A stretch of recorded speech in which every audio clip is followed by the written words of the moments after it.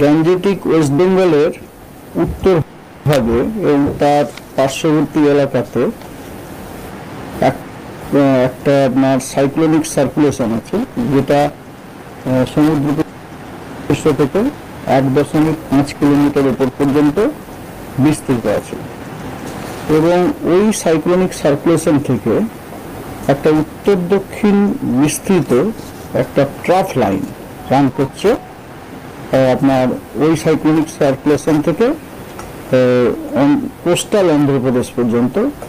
সেটা আমরা দেখতে পাচ্ছি সমুদ্রপৃষ্ঠ থেকে 0.9 কিলোমিটার উপরে।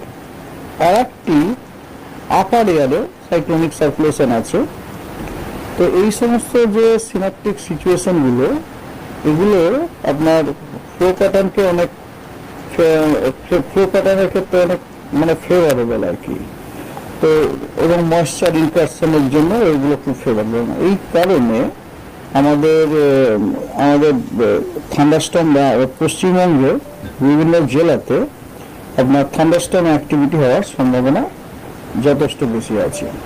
উত্তরবঙ্গের সবকটি জেলাতেই অনেক স্থানে হালকা এবং মাঝারি বৃষ্টিপাত হওয়ার সম্ভাবনা আছে।